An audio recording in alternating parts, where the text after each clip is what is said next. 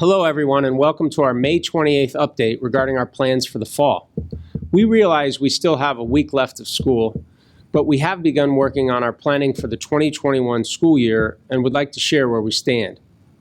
Our goal with this presentation is to inform you of our planning in light of the uncertainty of our situation, explain our direction, and respond to your questions. The safety of our students, faculty, and staff is of our utmost concern, one that's guiding us as we move through this process. Right now, we are forming two educational models. One to be physically back in schools, and the other is an option for remote learning. Because of the uncertainty of the pandemic, we feel that it's important to offer families two choices for the fall.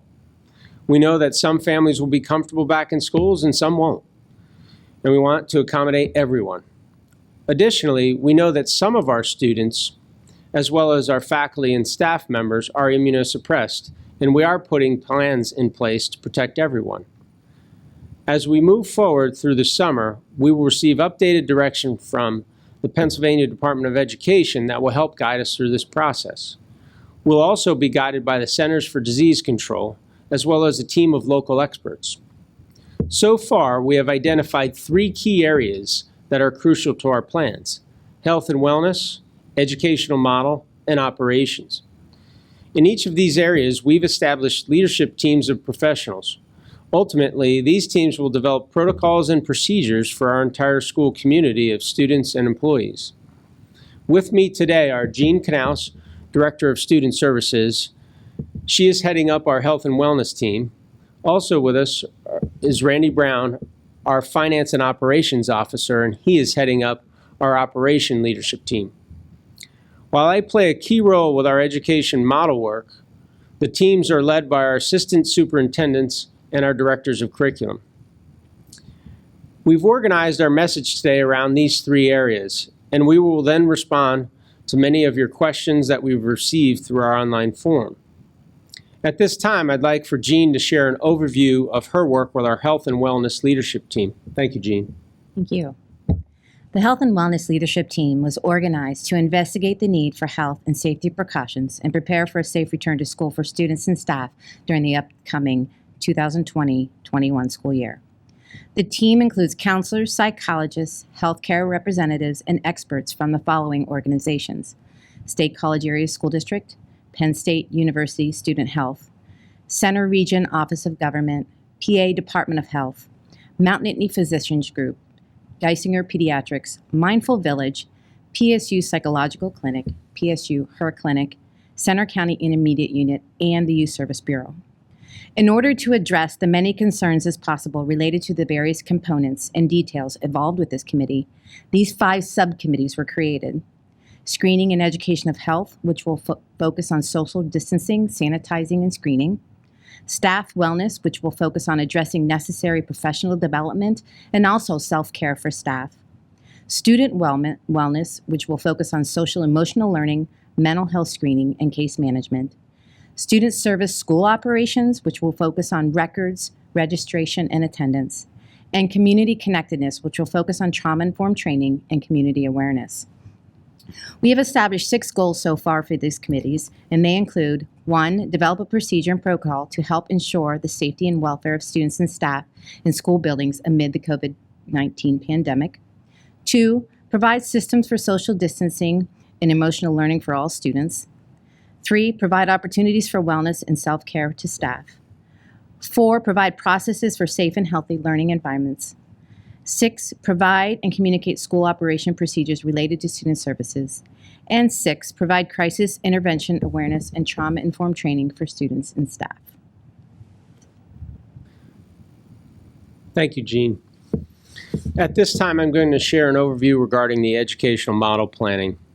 The leadership team is comprised of district administrators and K-12 faculty. The team will spend much of its time working in 2 groups, elementary and secondary committees. We are planning for in-school instruction as well as remote learning.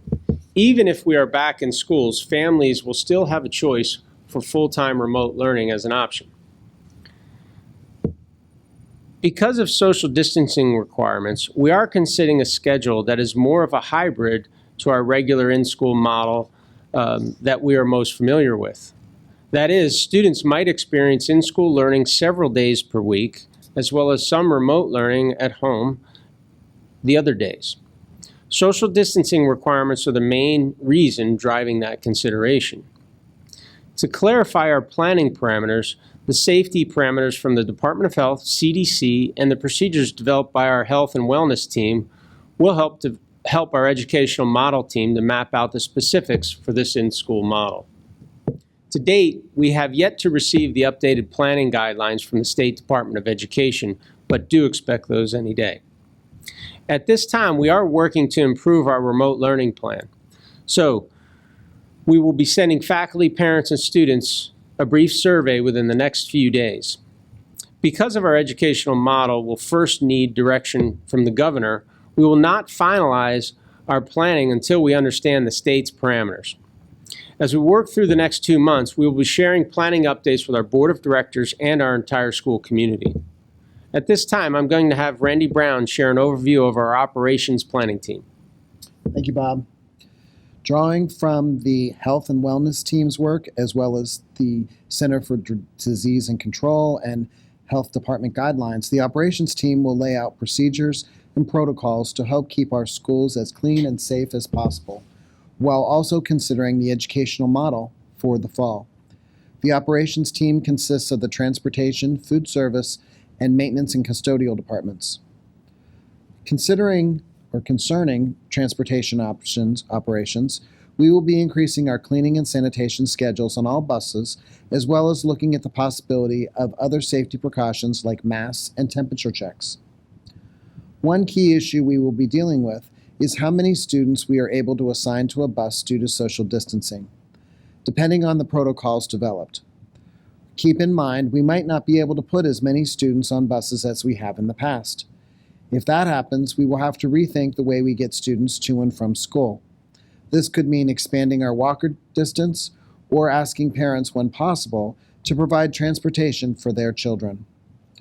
With food service, our team is looking into types of food offered and methods of distribution during the day. This could lead to modifying or eliminating traditional cafeteria lines. Bagged lunches are also a possibility, and meals might be eaten in various locations in our buildings to minimize the gathering of large groups. Physical plant, which includes our maintenance and custodial staff, follows current CDC guidance regarding cleaning and disinfection. Keep in mind, each of our buildings are unique and may require different approaches to cleaning. We monitor our airflow and quality systems in accordance with safety guidelines. As guidance changes, we will be updating and increasing our cleaning and sanitation schedules for our buildings. While we are still working on the many details for this coming fall, we expect this to be a fluid process while waiting for further guidance and direction from experts and authorities.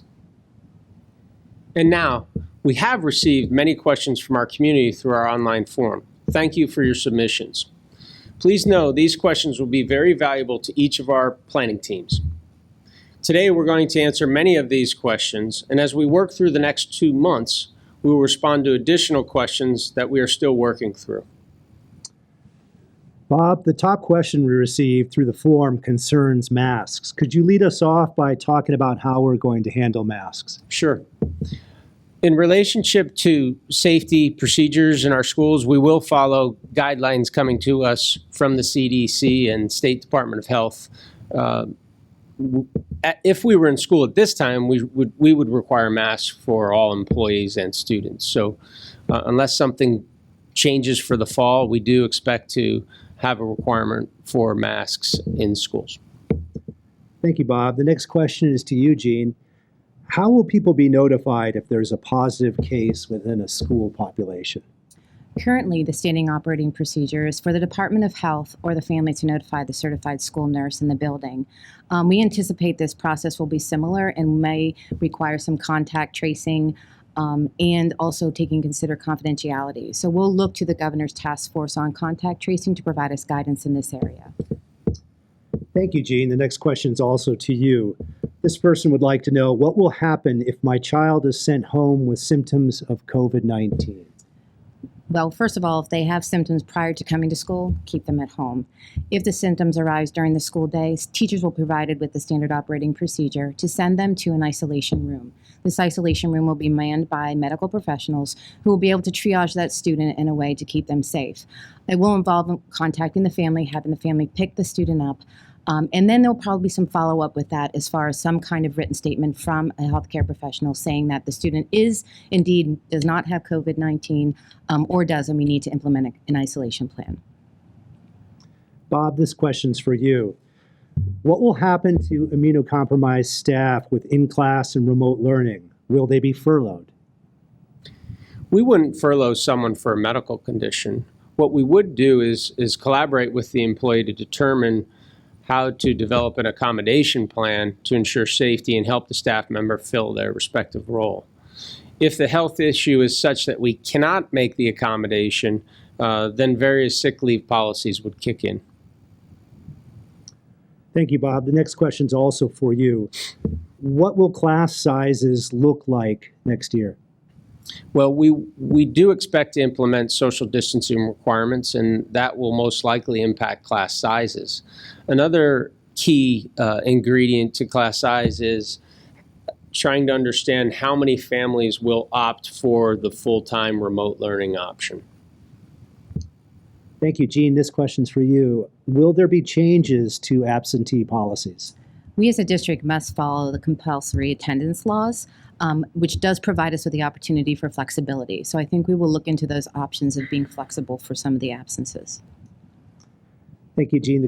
Next question's also for you. What will the attendance policies be if a student has COVID-19? If the student is identified with COVID-19, we would mark them as absence sick. If this leads to a quarantine is an acceptable absence for a student, so it would be marked as such. Thank you, Bob. This question's for you. Will the start of the school year be moved based upon the potential of a COVID-19 vaccine? Well, not at this time, although we will consider the state's guidelines as we plan through the summer. I don't envision a change to the start date for our school year. However, if we do learn that an adjustment is something that is necessary, we will take that proposal to our board and communicate immediately with our families and employees. Thanks, Bob. Next question's also for you. Will there be in-school instruction without Zoom for grades K-3? Yes, that's our plan. It's our plan for K through 12 to have in-school learning as an experience for students in the fall. Jeanne, this question's for you. How will health and wellness be incorporated into learning during the fall? We will provide explicit instruction on germ prevention. In addition, there will be a lot of signage throughout the buildings, and we will be providing constant reminders to wash your hands, cough into your elbow, and those types of things. Thank you, Bob. This question's for you. Will parents be allowed to switch students between in-person and remote learning throughout the year? Chris, once we understand the educational models and more specific details, then we'll look to provide as much flexibility as possible to families. Thanks, Bob. This question's also for you. How will grading be handled for remote learning? Well, we haven't yet gotten feedback on this spring from faculty, parents, and students. And as we work through the feedback from everyone this spring on what went well, what could have gone better, we'll then make adjustments. And I really expect for grading to be an issue that we have a deep dive conversation on and make some adjustments toward the fall. Thank you, Bob. Another question for you. This person would like to know, what will extracurricular activities look like next year? At this time, we do not know the specifics. We'll take, obviously, direction regarding whether or not we're going to have school first in our buildings. Then we'll look to extra and co-curriculars, and obviously we'll adhere to the guidance from the CDC, Department of Health, and I'm sure the PIAA, which is oversight of interscholastic athletics, to give us some guidance. Thanks. Jeanne, this question's for you. Will we have an isolation room in each school to be able to place a symptomatic student in, and who will monitor that? Yes, there are isolation rooms already identified in each of the buildings, and our healthcare professionals will be monitoring that. Thank you, Jeanne. Randy, this question's for you. How will lunches be served next year? Will they be hot or bag lunches? Our food service department is planning to offer the same numerous nutritious options which are generally available. Given the level of uncertainty we have right now, we are also investigating alternatives in the event we are unable to have students in our cafeteria as we have had in the past. Thank you. Bob, this question's for you. What does a hybrid model mean to us? 2 to 3 full or half days per week? Will kids from the same family go on the same days? Well, first, the hybrid model, that idea does involve some days in classrooms and buildings and some days remote from home.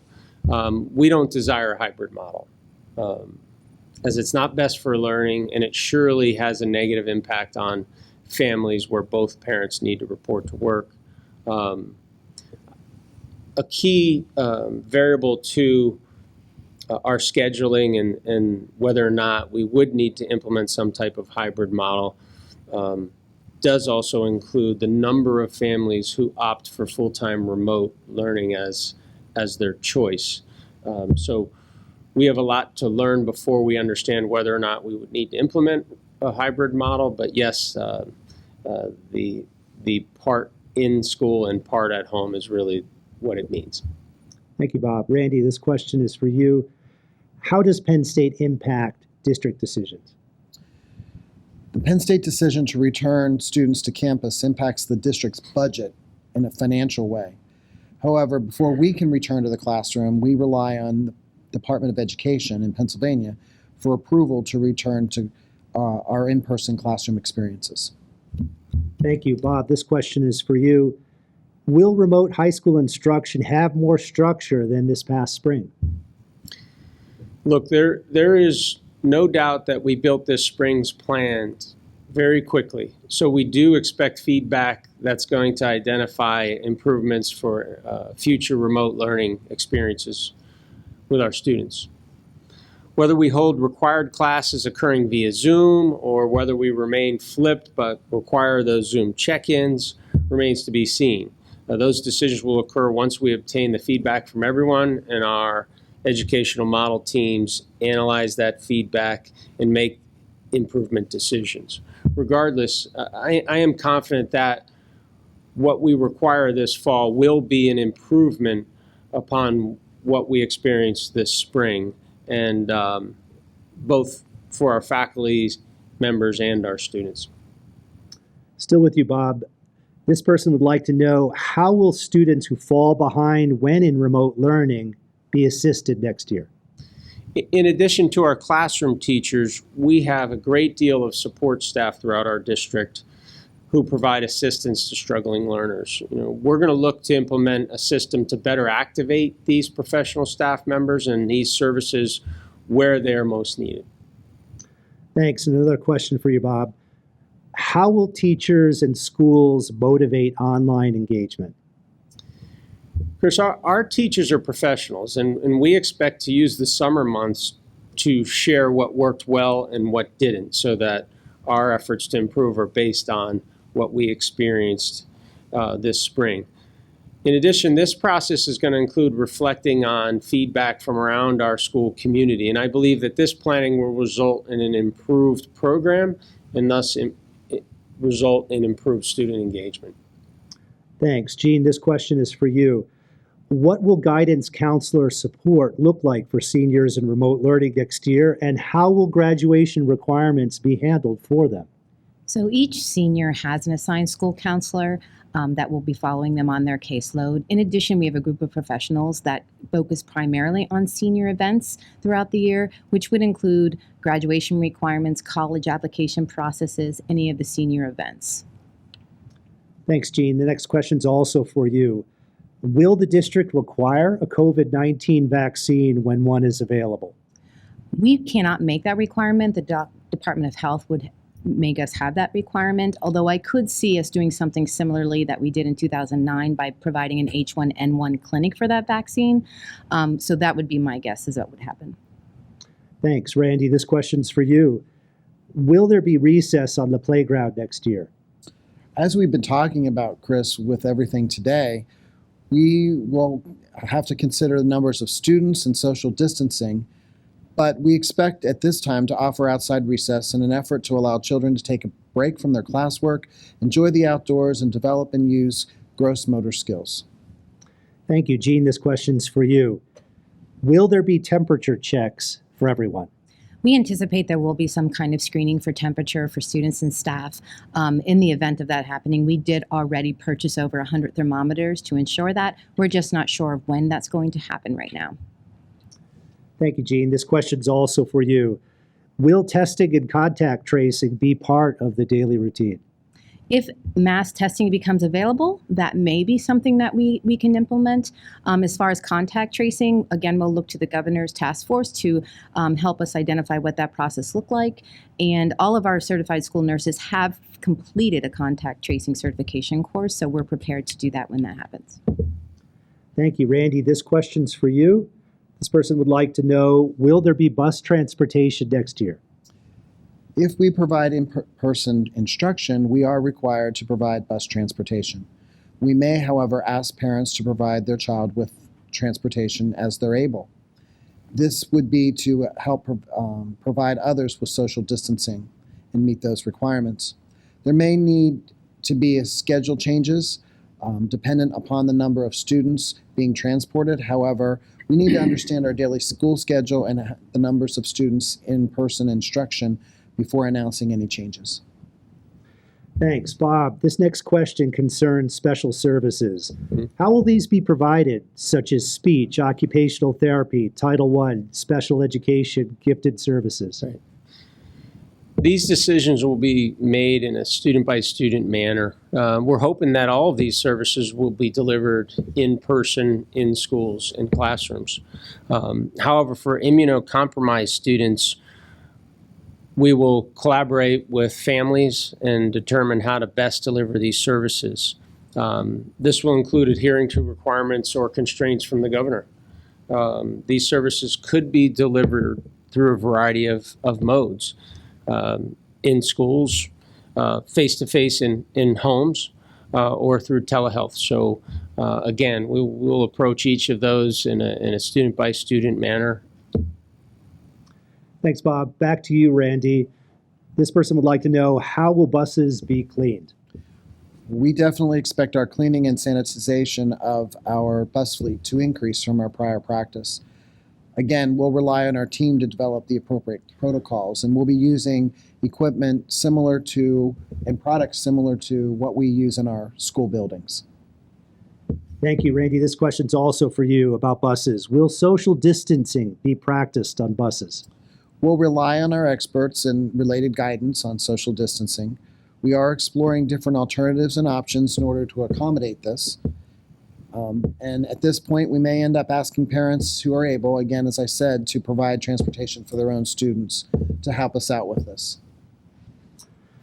Thank you, Randy. One final question for today. Jeanne, how will immunocompromised students in general or students with immunocompromised family members be considered? So if a student is immunocompromised and the parents wish to have them attend school if possible, we would look into how we could provide them equal access and develop a plan to do so. If there's not a comfort level with providing the utmost safety and care for that student, we would look into other options, and that might mean virtual. Similarly to any family member that is part of that family with an immunocompromised family member, we would look to do the same, provide that option as a virtual option, or look to developing a plan to make sure that we can provide equal access to the students. As we plan for the fall and what a return to in-school operations might look like, we have to be mindful of students and employees who are at higher risk per CDC guidelines, or those whose household includes a vulnerable family member. For students, Jeanne and our school nurses will be reaching out to families in the near future to start the planning process, and again later in the summer to ensure we have the most up-to-date information regarding students and their families at the start of the school year. Similarly, for employees, our HR team will be reaching out to ensure we have current information that will help us understand who we need to develop accommodation plans for as we prepare for the fall. Thank you to everyone who submitted questions. We hope that this update provided you with a better sense of our status as we plan toward the fall. During the summer months, we will share updates as we receive additional information and as we make progress. We will continue to keep our form open throughout the process, so please continue to submit your feedback and questions through the link that we provided. Thank you, Chris, Jeanne, and Randy, for joining me today, and thank you to our community for your support throughout this process. We know that this is a difficult time for many of us, so we will do everything we can to keep you informed as we move toward the 2021 school year. Take care.